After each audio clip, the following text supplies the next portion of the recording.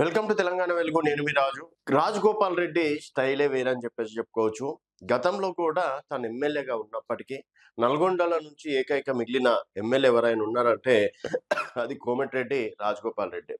So Rajagopal Reddy party పైన TPCC అధ్యక్షుడు రానందుకు కొంతవరకు విమర్శలు చేసినప్పటికీ తను నీతి నిజాయితీగా రాజీనామా చేసి మరీ భారతీయ జనతా పార్టీలోకి వెళ్ళాడు. సో అక్కడ 10,000 ఓట్లతో ఓడిపోయారు. అది వేరే విషయం.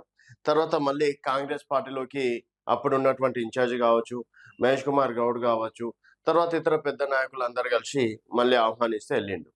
ఊరికనే వెళ్ళిండా, గెలిస్తే డెఫినెట్గా అధికారంలోకి రావడంతో నీకు మంత్రి పదవి ఇస్తామన్నారు. ఈడి వరకు బాగానే ఉంది.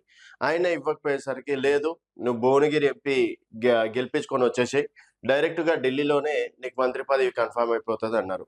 సో అట్లా గెలిపించుకొని తీసుకొచ్చిండు. అట్లా మంత్రి పదవి రాలే. ఆ రోజు నుంచి ఈ రోజు వరకు నాకు మంత్రి పదవి ఎందుకు ఇవ్వలేదు?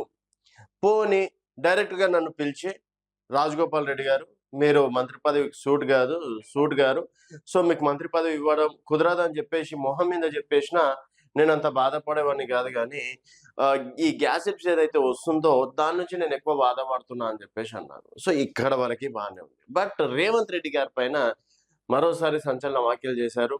సో ఏదో సర్పంచ్ ఎలక్షన్స్, మున్సిపల్ ఎలక్షన్స్ మాకే ఎక్కువ సీట్లు వచ్చినాయి, లేకపోతే మేము దాదాపు 80 సీట్లు గెలిచినాం, 90 సీట్లు గెలిచినాం అని చెప్పేసి గొప్పలు చెప్పుకుంటున్నాం కదా.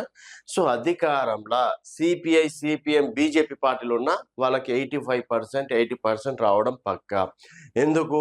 అధికార పార్టీకి ఓట్లేస్తే ఏదో 4 పనులు చేపిస్తారని, ప్రతిపక్షంకి ఓట్లేస్తే అది చేపిస్తారా, ఫండింగ్ విషయంలో ఇంకేమైనా అవుతుందా అని చెప్పేసి అట్లా భయంతో అక్కడ క్యాండిడేట్లను చూసేది 50% అయితే ఇంకో 50% అధికారంలో ఉన్న పార్టీ కదా అని చెప్పేసి చూసేస్తారు. సో ఇక్కడ రేవంత్ రెడ్డి క్రెడిట్ ఏం లేదు.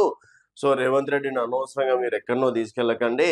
సో అధికారంలో ఏ పార్టీ ఉన్నా కూడా వారికి అధికారం ఇవ్వడం మాత్రం ఖాయం అని చెప్పేసి తను మున్సిపల్ ఎలక్షన్స్ లో కాంగ్రెస్ పార్టీ మాకు ఎదురు లేదనుకున్న టైంలో ఒక్కసారిగా రాజగోపాల్ రెడ్డి గారు గాలి తీసేశారని చెప్పేసి కూడా చెప్పుకోవచ్చు.